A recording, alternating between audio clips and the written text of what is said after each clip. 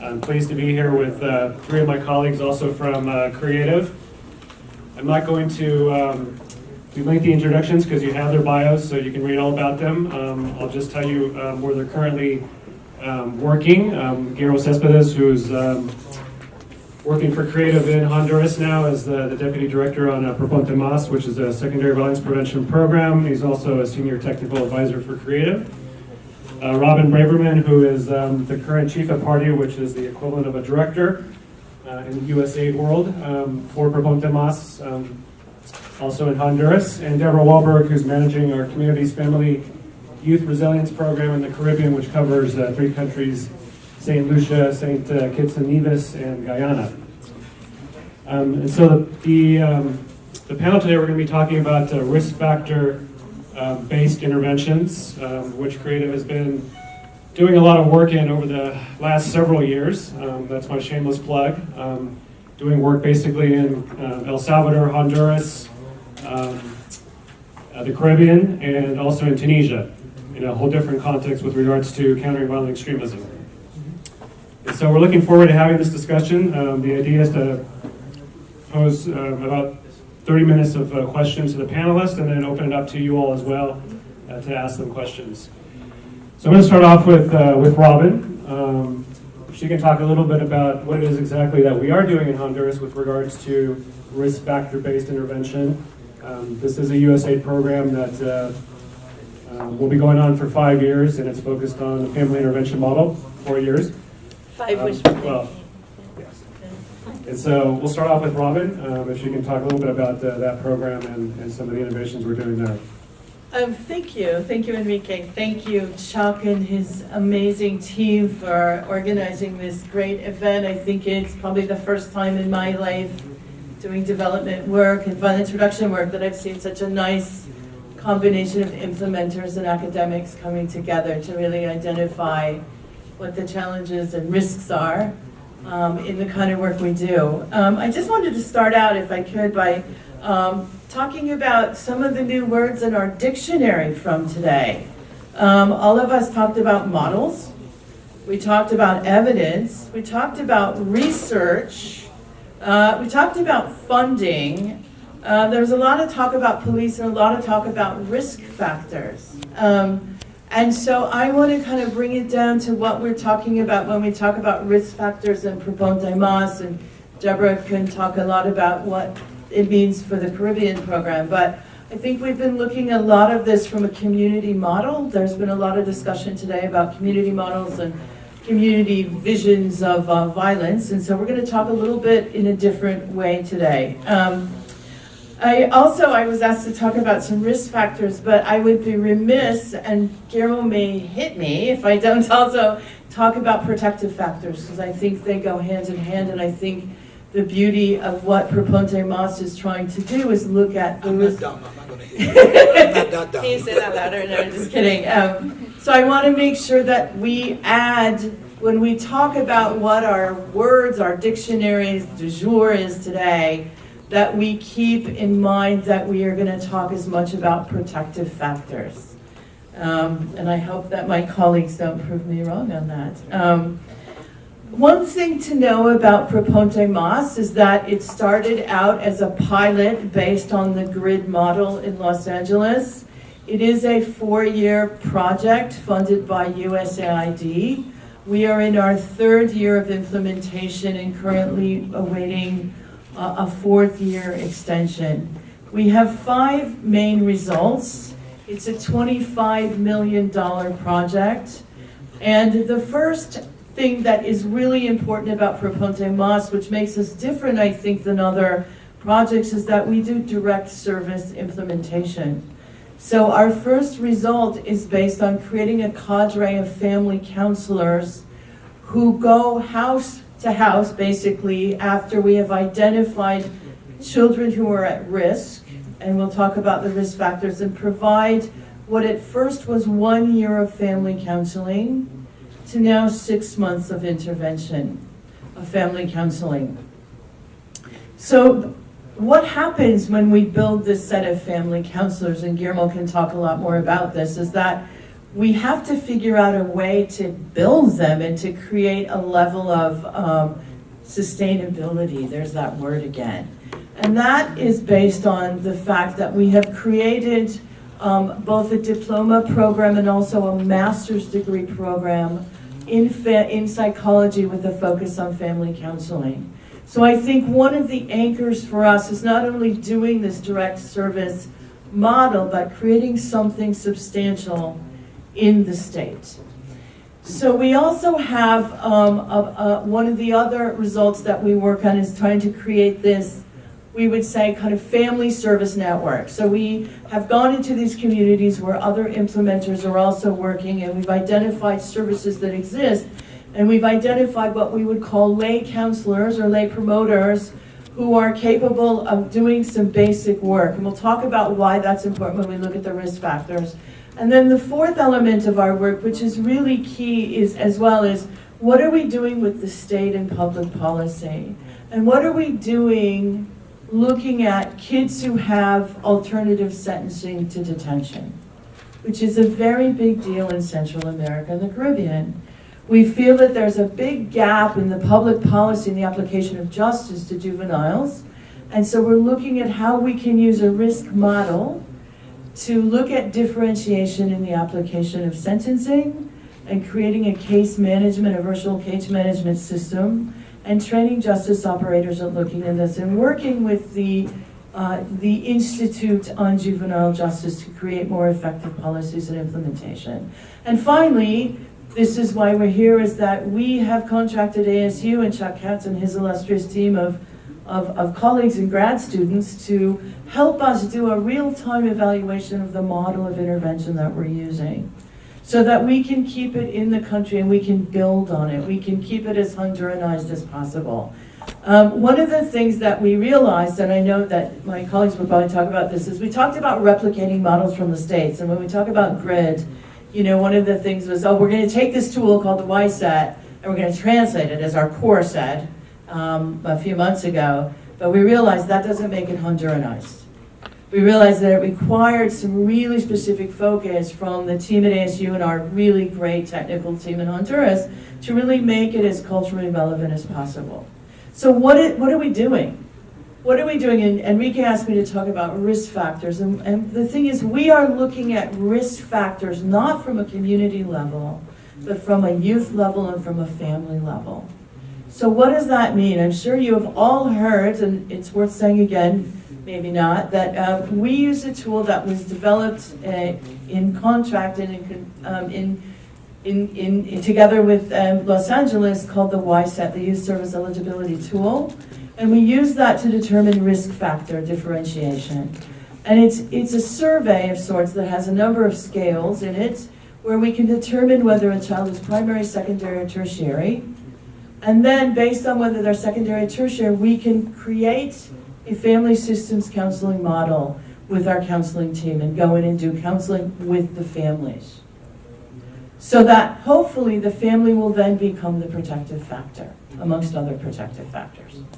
So that's one of the key elements that we're working on right now. But when I talked about promoters earlier, we realized that we had some preconceived notions about what our risk factor analysis would tell us about kids in these identified hot communities, red communities where we were working. We actually thought that most of the kids we were going to find were at a secondary and tertiary level. But what we found, at least to my surprise, was that most of them were primary. And what we really wanted to do, even though it really wasn't part of our contract, was how to protect them from becoming secondary and tertiary. So that's where our idea of working with family promoters, who are lay leaders in the community, came in. And so they are actually doing house visits to these families and linking them to services. And out of that, we realized that as we were doing a deeper dive into it, that what we really need to do is create some mechanism for them to be service referral people. So together with other USG implementers, we are leading on the development of a website, which is a geo-reference service provision tool, so that anyone, including our promoters, any of our implementer partners, or anyone can call it up and say, I know that Guillermo needs a health service in Rivera Hernandez, and he can find it out. It'll be geo-references, has a photograph of it, and you can actually refer somebody to that service. So we feel like that's something that we're able to do. But the other thing about the risk factors, which Guillermo will talk about more, is that, we look at it from an advocacy perspective as well. So when we talk about primary, secondary, and tertiary, we think it's useful that everyone should use the same language, and we realize that not only USCID is promoting a risk differentiation approach, but that the state is also pushing it to look at risk differentiation in kids who have been adjudicated an alternative measure. And we also see, and I think Antonio can talk about this later, that we've been able to work with our implementing partners. DAI program on Asegurando la Educación is going to be using the YSET to work on identifying kids at a secondary level of risk in the school. So we're able to share that and share the language and have a common understanding, and hopefully that we can guide how we are designing and co-designing responses and interventions for these kids and their families. And I want to just talk briefly, and then I'll be quiet, about the alternative measures, the kids who are involuntary in this approach. We are also using the risk differentiation model with service providers to help them identify what the level of risk kids are, even if they've been adjudicated by the court, so that our service providers and the service providers that we're funding can tailor the proper intervention. And finally, one of the things that we are doing now, which we feel very proud about, is training local NGOs who have won grants with us to replicate this model, both with the voluntary population using their own set of family counselors that we have trained and using data to define their intervention, and with an NGO that is only working with kids from the involuntary population. So we feel like we're trying to do something that's sustainable, and at the same time we're funding universities to look at, one of the things that came up today as a big gap, I would say, was how are we training local universities in using research and evidence-based. And so I will say that one of the other added values is that we have been able to give grants to a couple of universities to not only do the master's program, but also to look at how they're strengthening their research capacity. And in one of those instances, ASU has been really useful in working with the department at the National University in building their an analytical capacity to look at data. So that's kind of an overview of where we are. How we feel so far is that we have been able to use data to show that we can reduce risk factors. We are now in a moment where we're trying to figure out what the best way to use that data is and how to continue to influence public policy and create a stronger advocacy campaign on how we're going to use that data to influence other sectors. Thanks, Robin. Thanks for those excellent comments and opening remarks with regards to the programs that we're doing. So I want to turn over to Guillermo, but first I just want to say that, so when I first met Guillermo, I guess it was in 2011 in a conference in Honduras on best practices and lessons learned in violence prevention. There was a lot of discussion about models and approaches. And then a year later, we ended up signing an agreement between USAID and the city of LA to actually begin the transference and adaptation of some of these models. And so it's been an interesting several years of seeing this kind of how this actually works in the field. And so what I would love for you to talk about a little bit is about how has that process worked from your perspective, having done the work here in the U.S. domestically and now internationally. What does going local with some of these models actually look like, and some of the challenges and opportunities that you've seen from doing the work? Thank you, Enrique, and thank you, Robin. First of all, publicly, Chuck, thank you, and Scott. Your team has been, you probably don't know this, but I'm going to embarrass you a little bit. All of our team feels like every time you guys come, we learn a whole lot from you. And so I think it's been a great marriage or great blend of doing research and strengthening practice at the same time. What Robin left out a little bit is that right now, a week ago, we started our first evaluation of 500 families who've been randomly assigned to a treatment group, while another 500 families have been assigned to a control group. And we've done that under the mentoring of ASU. We're really excited about that process.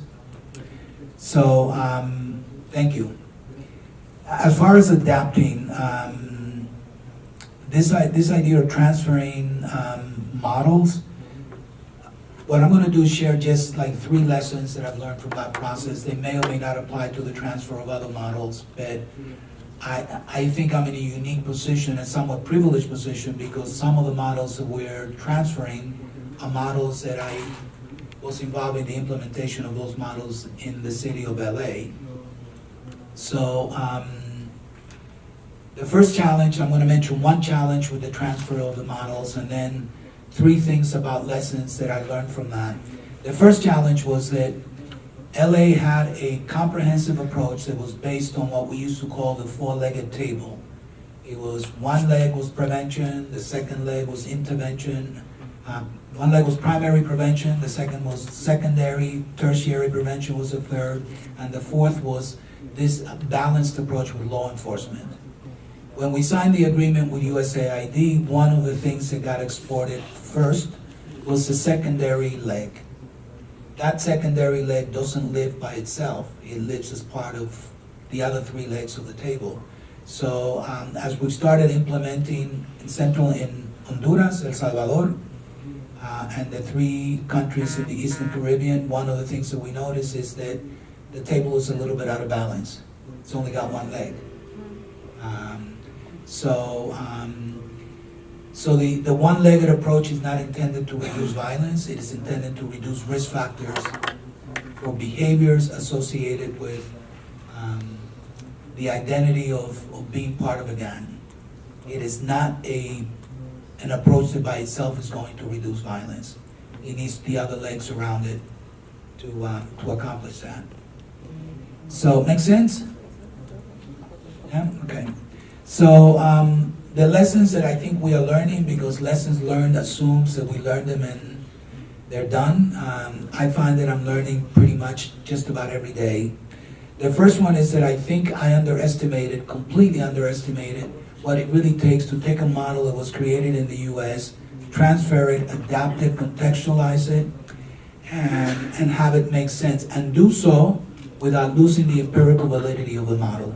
That's quite a challenge, because you have to open the door for adaptation and at the same time assure that the empirical validity that holds the model together stays solid. That means really knowing the model. That means really knowing the ingredients of the model, knowing what ingredients you can remove, what the consequences are of removing some things and not others. So I would say for me, that's been a pleasure, because it's really forced me to learn the nooks and crannies of these approaches, even though I thought I knew them.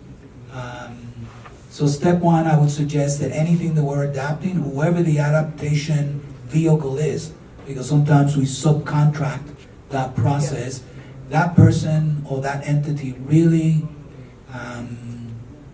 will be most effective if they really fully understand the ingredients of the medicine, not the label of the medicine. The active ingredients of whatever that model is, really have them under their belt.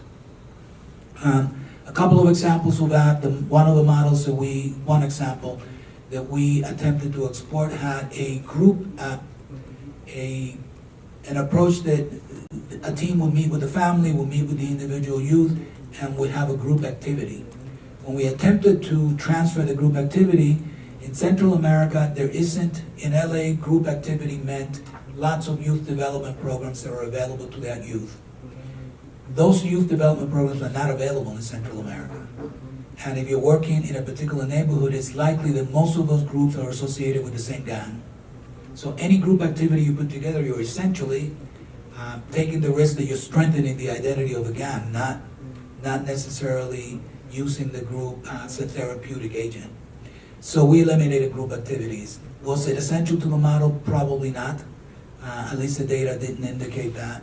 The second change was the level of intervention, that we did analysis on 1 year of intervention in comparison to 6 months of intervention, and we saw that the larger rate of reduction was the first 6 months. Therefore, a 6-month approach makes much more sense for Central America than not.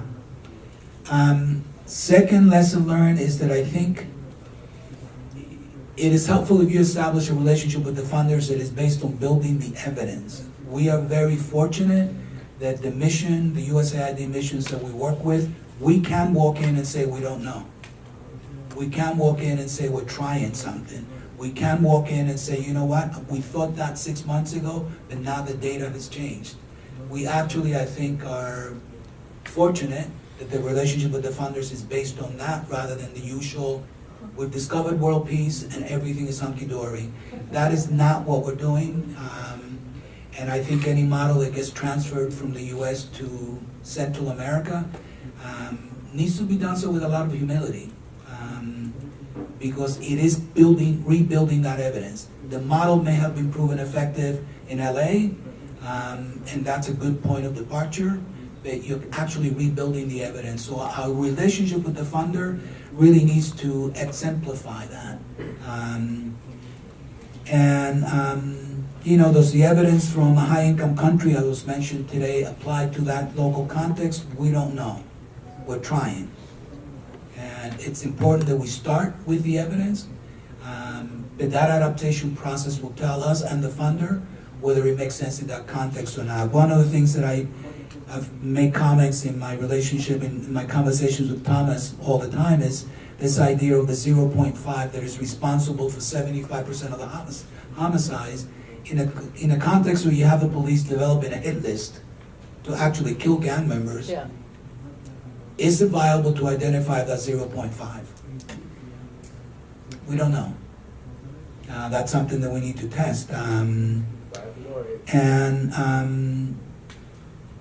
This could apply to other things, but that's a sort of an extreme example. So what is it that worked in LA?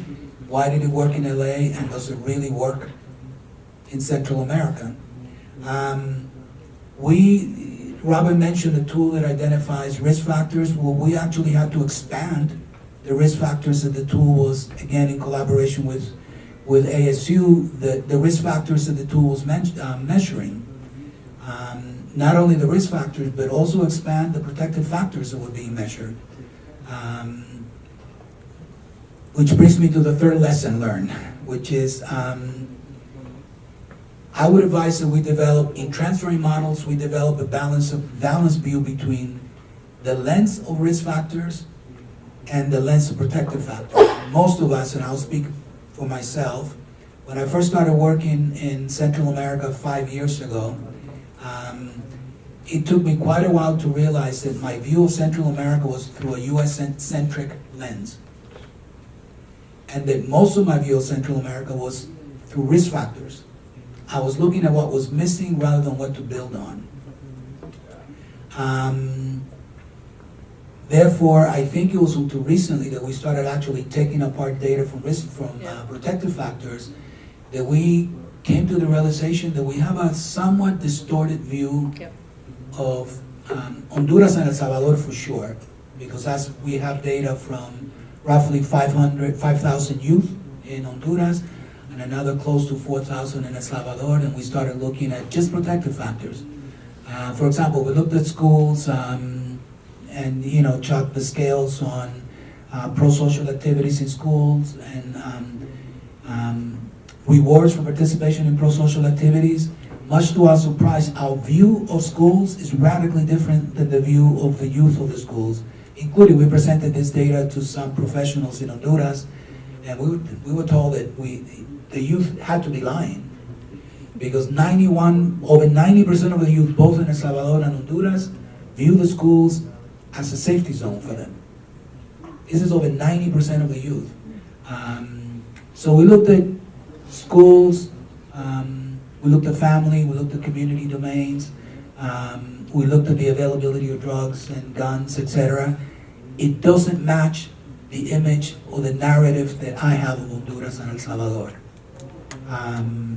How does it not match? It's a lot healthier than my view. And I think my view has been colored by what we in the violence prevention field or violence reduction field tend to look at, the lens through which we tend to look at Central America. In graduate school, I learned to diagnose problems. I didn't learn how to fix anything. My training was to figure out what was wrong. And I think we're finding that that's just not enough for the work that's needed in Honduras. So that's the third lesson. And Vicky asked me about what has worked. Well, I think the concept of differentiated levels of risk is pretty much embedded in the funding environment in Central America, and I would say in the Eastern Caribbean as well, in that I think it's safe to say that USAID has adopted this idea that there are different levels of risk that require different medicines, and that not all youth at risk require the same type of intervention. How we define risk, how we measure risk, may vary from place to place. Like Robin said, we're using a tool, a very specific tool that identifies youth at a primary, secondary, or tertiary level of risk. The other result is the concept of tertiary in Central America is generally defined as youth in conflict with the law. That means that anybody that gets arrested and has a arrest record is considered a youth at a tertiary level.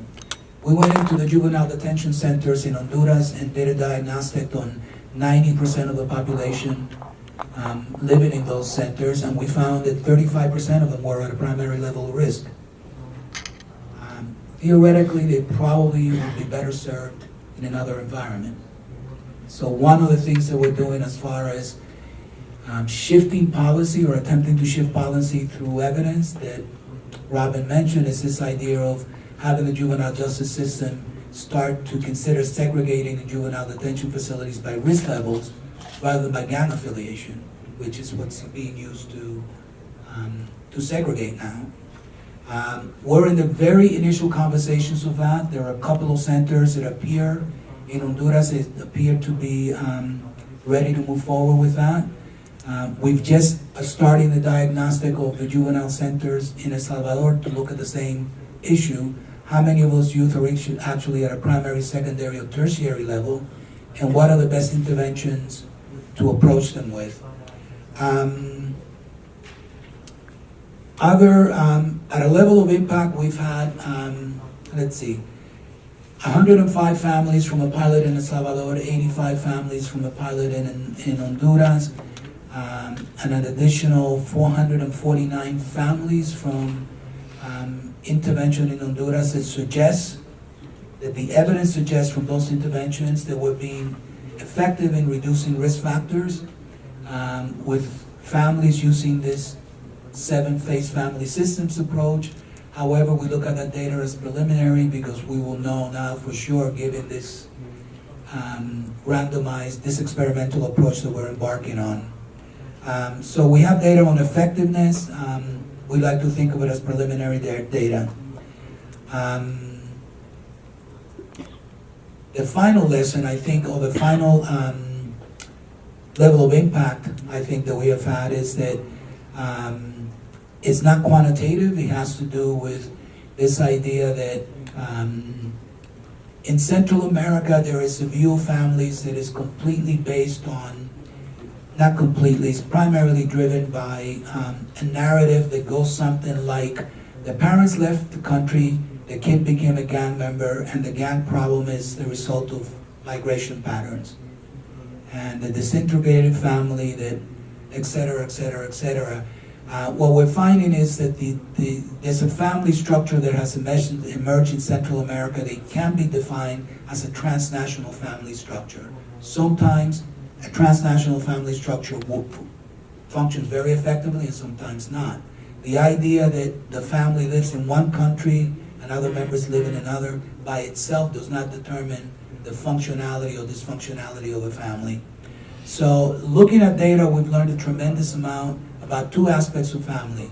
What we call horizontal family, which is the families that live together, and the vertical family, which is a multi-generational view of the family.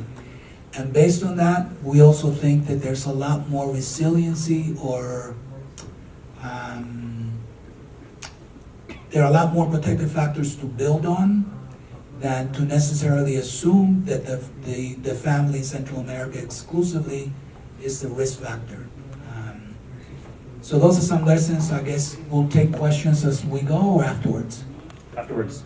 There are similarities to the Propante Mas program, but there are also differences, excuse me, and I think the differences are important to note.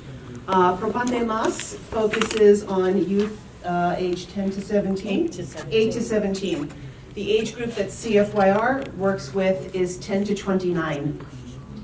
So the tool that Robin and Guillermo have talked about, the YSET, is used to assess risk factors among youth who are between the ages of 10 to 17. We do 10 to 17. And in addition to that age group, we work with youth who are well above that age.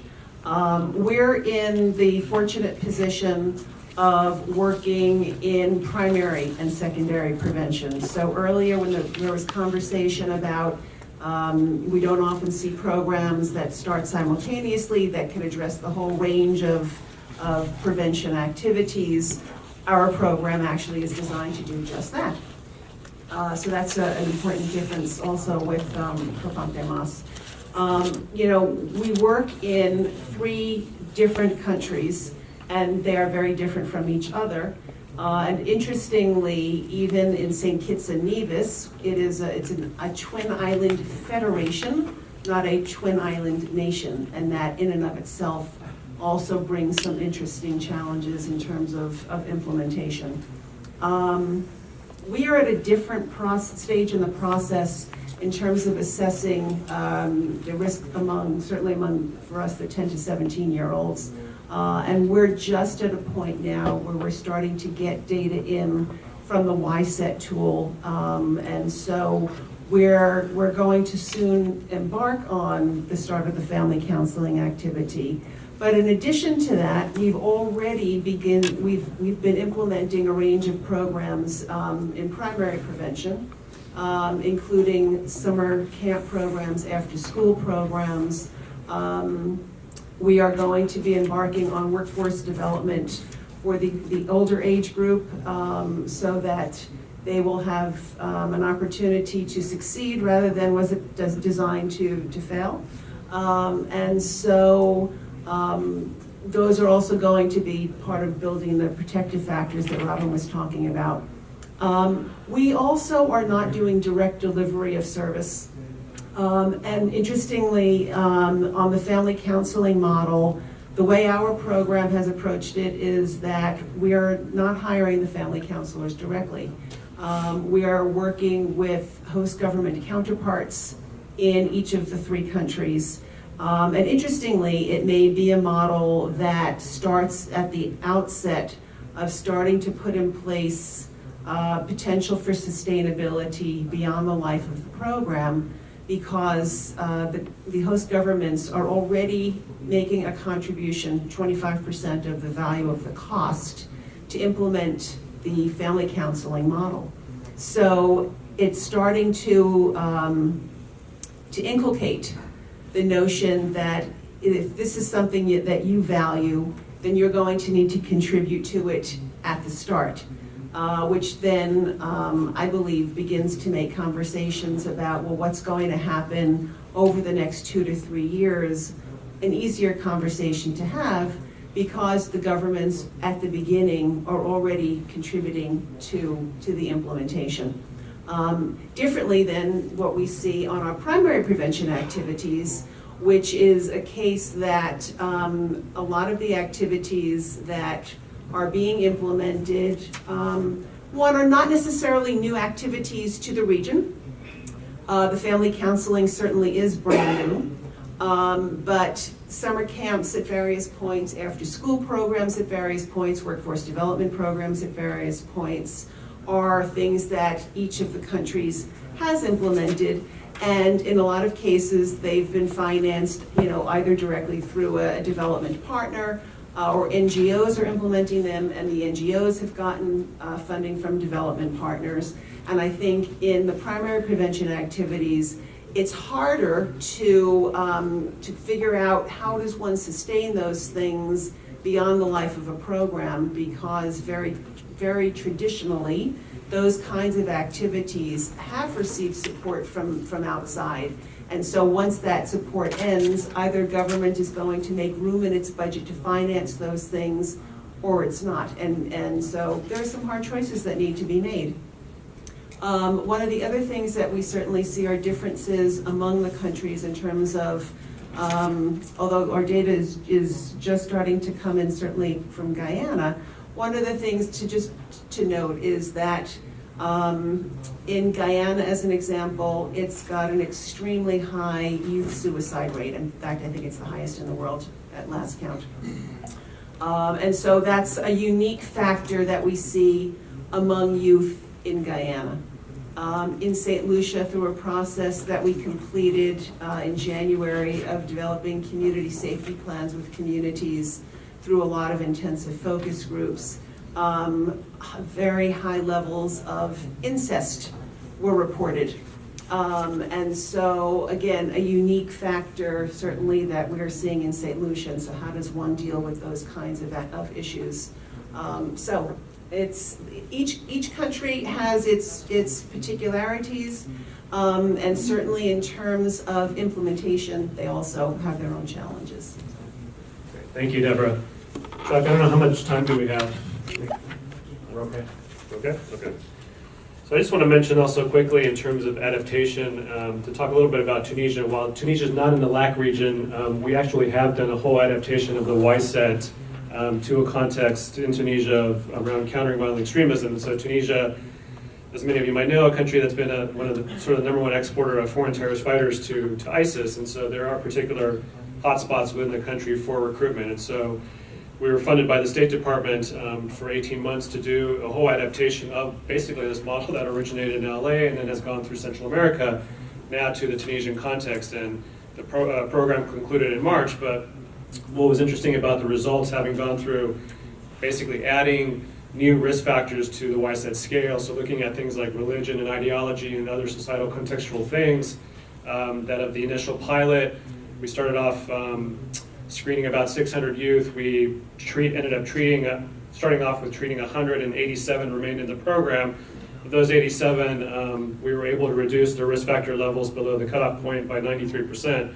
And so these were young people between the ages of 15 and 24 who were coming from two major hotspot recruitment points in the country. So that was pretty significant in terms of sort of the adaptation and the actual intervention, which was basically a family counseling model, as is done in Honduras and is going to be done in the Caribbean. And so I just also wanted to provide that context because, again, it's, as we talk about youth violence prevention and gangs, there's also another element to it with regards to violent extremism that we're starting to look at and see how some of the approaches, models, tools that we've all been working with in contexts like Latin America are very applicable to these other contexts that we're working with in North Africa and the Middle East with regards to violent extremism. So wanted to mention that and open it up to any questions, comments that folks might have. If not, I've got a couple other questions as well, so it looks like. There's never too many questions. My question was for Deborah, and when you're talking about all those family counselors, was there enough of a pipeline, number one, of family counselors to do all the work?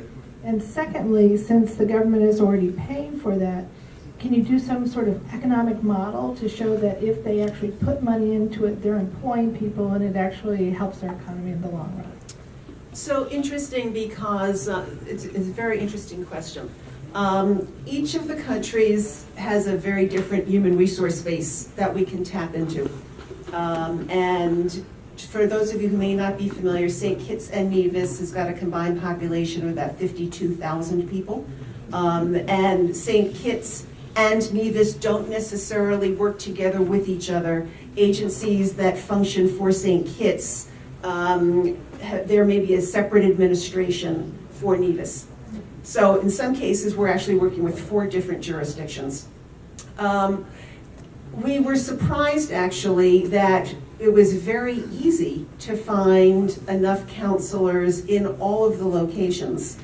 We thought that it might be a bit of a struggle, but we were very fortunate to have Guillermo support some of the processes in terms of what we should be looking for. And so one does not have to have a degree in social work. And so that provides a lot of latitude. And so there were very qualified people that we could tap into in all three of the countries.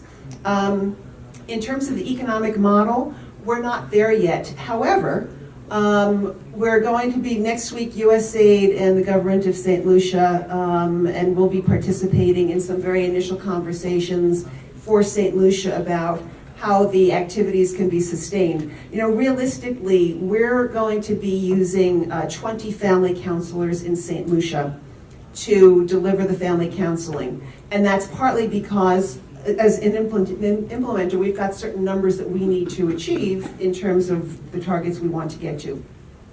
For sustainability, it's highly unlikely, that the government of St. Lucia is going to be prepared to take on 20 family counselors. They've, I think, unofficially expressed interest in saying that they would be prepared to take on 5. So those are the conversations that are going to get started.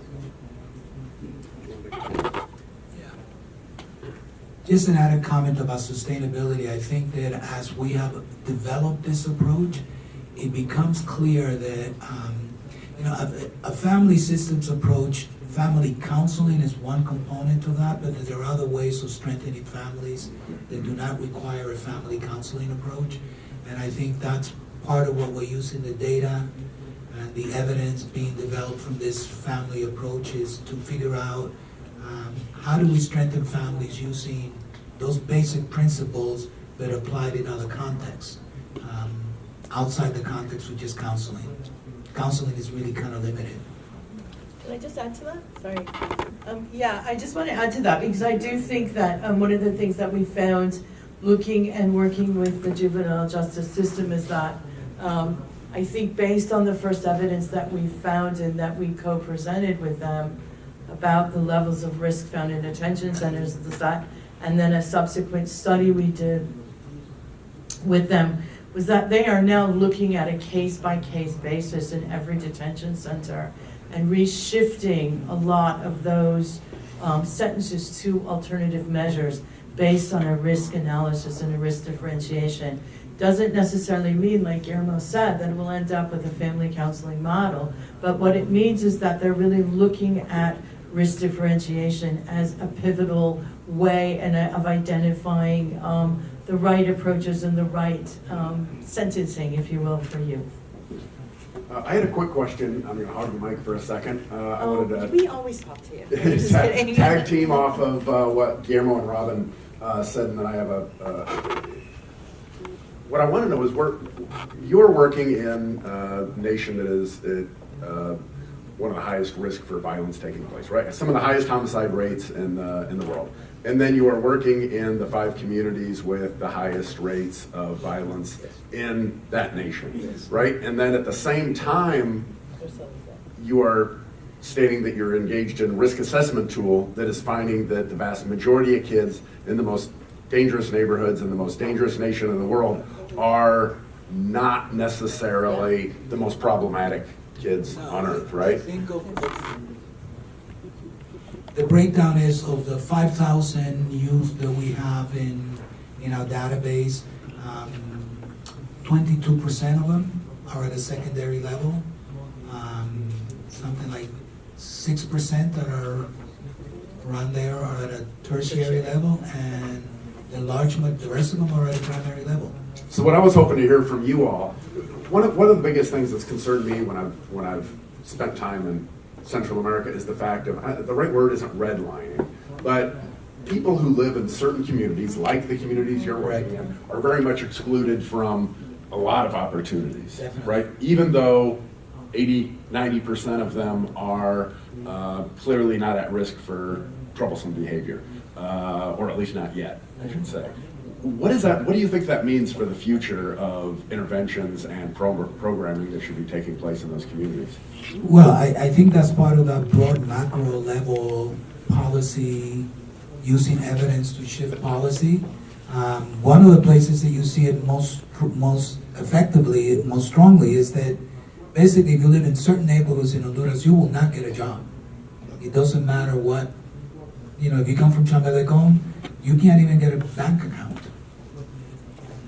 So those things are where the evidence is going to hopefully lead to shifting some of that community perception. I don't think that the real challenge that we face is the youth itself. I think it's the community perception of the youth. And the political perception, and I think I was talking to Thomas earlier about this concept of political will as not being a stagnant thing, but something that you develop through the use of data. So I think we have to keep telling that story, that the majority of the youth in the majority of the neighborhoods, even the most dangerous neighborhoods of Honduras, are not the youth, at least scientifically, that will have their finger on the trigger. And we need to address those youth differently. I think that was a huge shift in the perception of the LAPD, the Los Angeles Police Department, which has a history of not being the most thoughtful about the way they enter neighborhoods. And I think this idea of knowing that there's a metric to determine levels of risk, I think really helped the police department in LA. Yeah, I just wanted to add, can I say one thing? Do you want to say something? I just wanted to add one thing. I think that's why when we were surprised about that, we wanted to really look at what the role of the community is in really keeping those kids safe, and what are the services that exist. And so this is why we created this, community promoter family network model that looks at working directly with some of those kids, families that are identified as primary, but also what we found with working with those families was that they really just wanted to link to other programs that kept them at that primary level, right? So, there are community centers, there are educational activities, there's vocational centers, but another key thing that I think is really important is that this is where I think the place-based strategy plays a role. And I think that what we found is really building our relationships collectively in the community with other implementers to make sure that we all kind of were that leg of that table, that we could really create some sort of successful model. Now, whether it's measurable or not, we were just in this debate the other day about whether we can actually say that the role of Proponte, the role of Unidos, the role of other implementers is instrumental in reducing homicides, and whether that is indeed the key measure of success. So that's just another discussion that we're going to have, but I do think it really strengthens the level and role of services and sorry, Yeah. I'm going to go.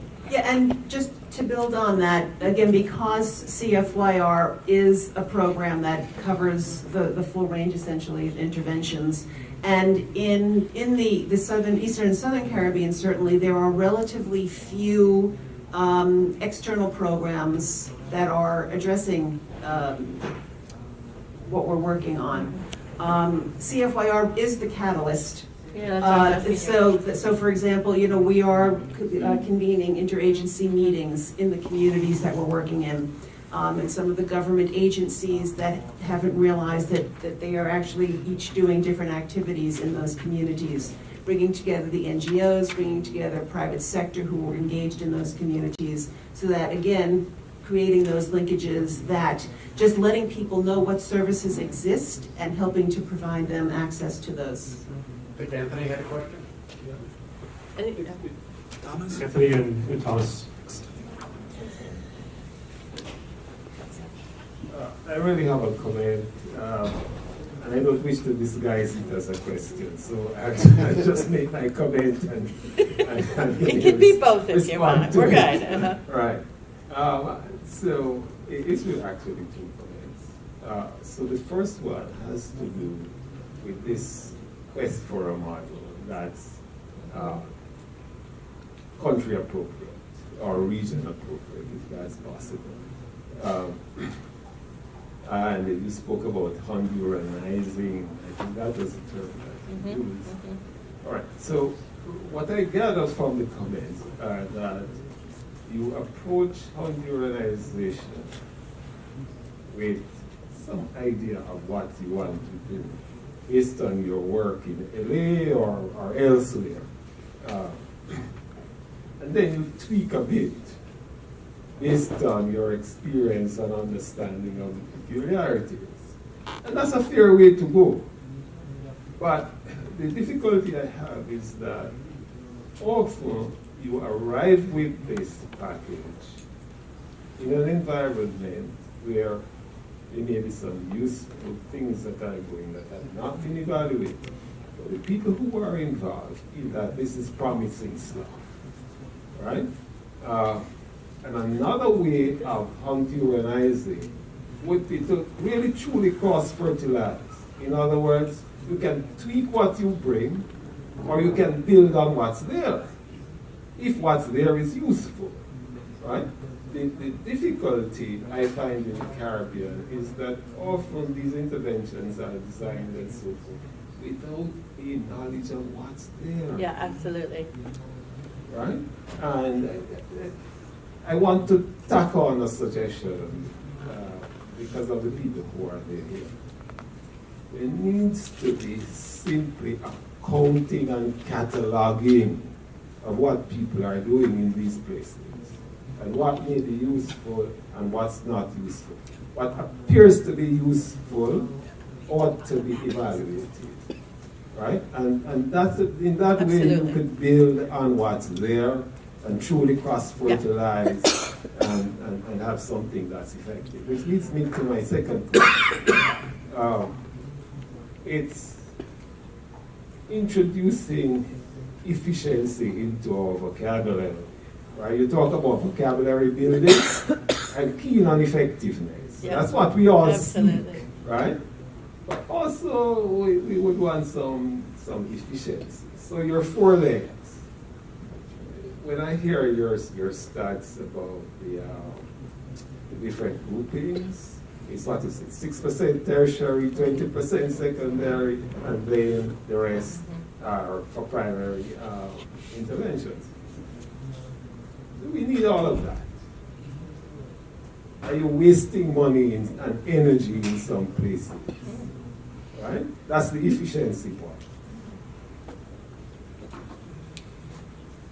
Can I just make a quick comment before, and then, just with regards to that last point you made, which I thought was interesting, when I came to AID in 2010, we had all these programs that we were doing on violence prevention that were cataloged, and everybody knew what they were doing, they were community focused, but nobody had a clue as to understanding whether the population they were working with was the most at risk.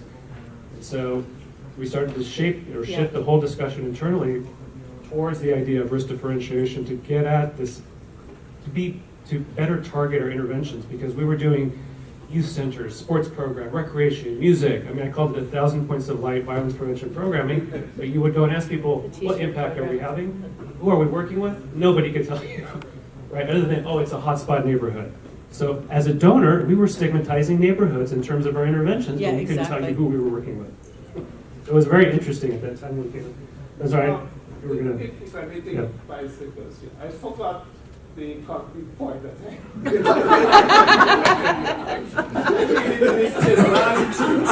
And you did say previously that you had memory lapses, so.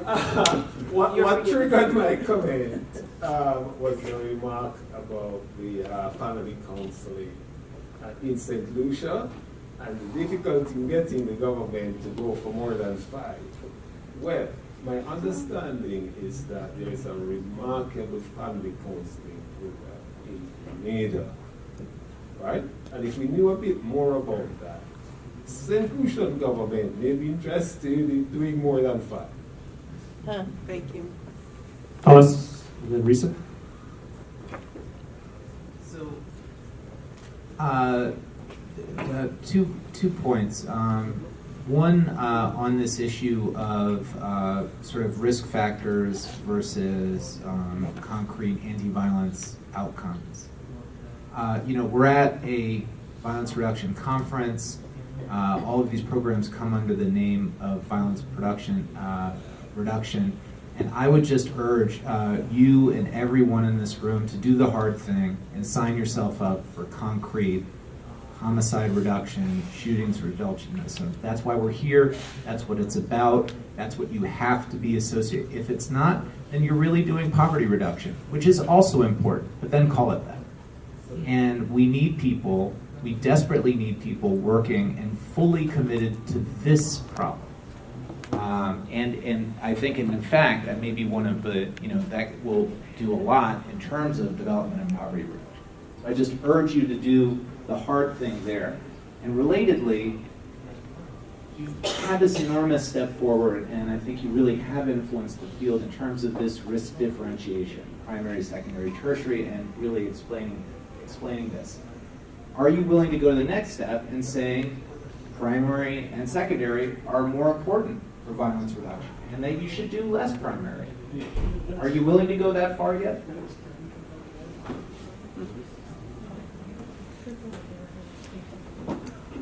So actually, I think Thomas's question comes at a time where it's something that USAID is debating about what's the relative, return on investment and advantages of primary versus secondary. Should we do both?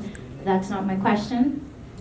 It's to this group of young people with who have demonstrated higher levels of risk and increased numbers of risk factors. The question is around tertiary prevention. Have you seen that for those young people with I believe it's 7 or more risk factors, that you need to do family counseling plus? Do you see that the current model is having the same kinds of results in terms of risk factors on those youth? Or do you see that you need to invest in some of the more evidence-based approaches? Or are you starting to think that way, that we need to bring in like the CBT? Or do you need to skill up family counselors differently to deal with potentially more violent group of youth? So that's really what I'm trying to understand. Field tested the approach with 126 families at a tertiary level of risk that are categorized as voluntary. What that means is that they are not in the system, in the criminal justice system. The youth may be involved in criminal activity, but they just haven't been caught yet.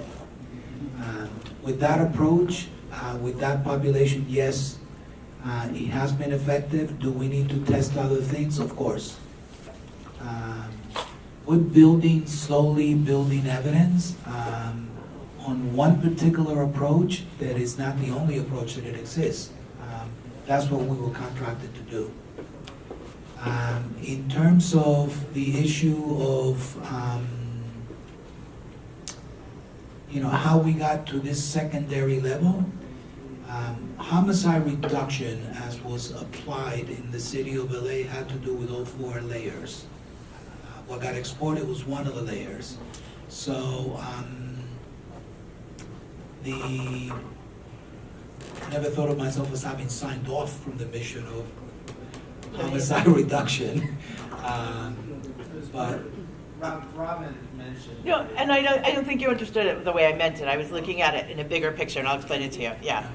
But I think the point that is very valid to look at, and I think it came up this morning with another presentation, had to do with this idea of at what point can we make a leap from certain types of reduction, whether that is associated with homicide reduction or not. One of the researchers thought he was ready to make a leap. I'm not. Do we know otherwise?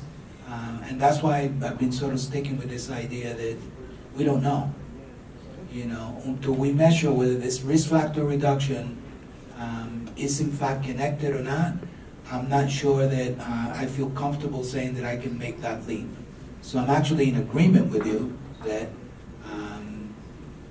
we're not necessarily where I would like to be at, but I am hoping we can get there with funding. We're sort of stuck with this idea that we're responding to funding requests,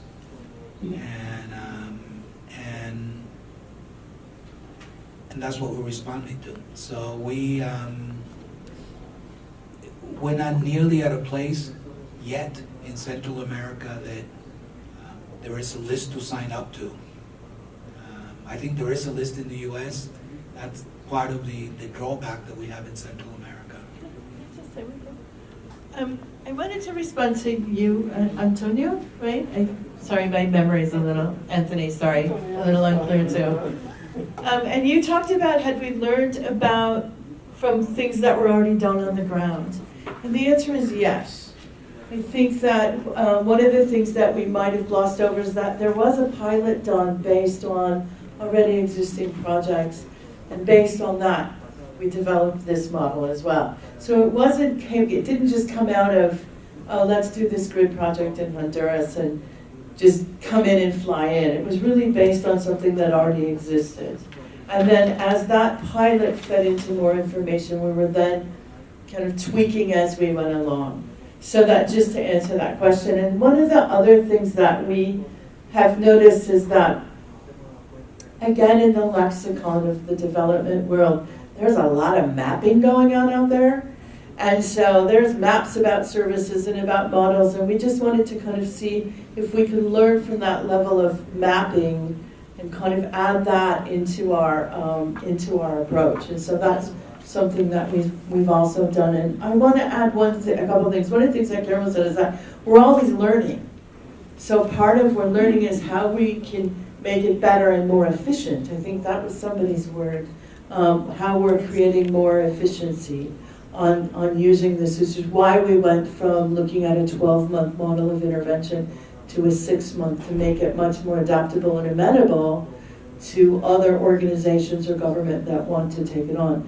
In response to you, I'm sorry, I didn't mean to make that as a kind of blanket statement, but one of the things that we are trying to look at, and I mentioned in the context of those in the place-based strategy, is that how collectively we're creating indicators that can prove that we are indeed looking at whether our influence or not our intervention has been useful in reducing homicides and vice versa. Can we take some ownership of that collectively? And right now, I don't think we can yet. That was my point. I think we're getting there, but I don't think we're there yet. And that's part of because there's been a scaled approach to the implementation of other projects that create that place-based strategy. So that's the goal. Yeah. That's where you want to go. Well, ideally. But I agree, we're not there yet. I would be remiss to say that this intervention, and Guillermo and Enrique can, contradict me, but I don't think we're there yet. I think we're still trying to create the evidence in the model base to see if we are. Yeah, I would say we're not there yet also with the issue of metrics, as you know well from having been in those place-based workshops, that there's oftentimes some resistance to that. And so, particularly in the international arena where you have folks who've been working in traditional development to come to think about it now in terms of my program is going to reduce homicides is a whole shift in mentality, but I think the programs that we're doing and the evidence that's being accumulated helps move that discussion towards that. I think there's been a much more positive movement in that direction, thanks to folks like you and others who have been doing the research and talking and practitioners in the field. So it's a combination of all of us here that are helping move that policy discussion in that direction. So, John, did you? Yeah. Thinking about the transfer, think a few years down the road and transferring this concept to a host country. If you're a host country decision maker and you're trying to figure out where to put your investment, would you foresee a time where you could say, it's more efficient and effective to spend resources on the 5% than it is on the 80%? Or maybe it's the other way around. Maybe you get more bang for the buck one way or the other, or maybe you have to spread it. I have no idea. But do you foresee a time when you have some real solid sorts of direction to give that decision maker? Absolutely. And I think that, my view on sustainability is that sometimes we get concerned about sustaining something that we don't know if it works or not. Yeah. So in our case, we're really looking to make a case for this works, it should be sustained, and it should be sustained not just because it's effective, if we can get to that. Doing a cost-benefit analysis that has to do with the types of behaviors that it reduces. For example, one of the ways that we were able to maintain zero budget cuts in LA for 7 years had to do with every crime that we were working on had a price tag on it. So if you reduce X number of homicides, you use the estimate from the Rand Corporation about what it will cost the city. I think once, we're gonna have to make a case to our funders whether this approach, that if it's proven to reduce X number of behaviors, what is that saving? And is this more efficient than having 5 different programs? Do we know that yet? Absolutely not.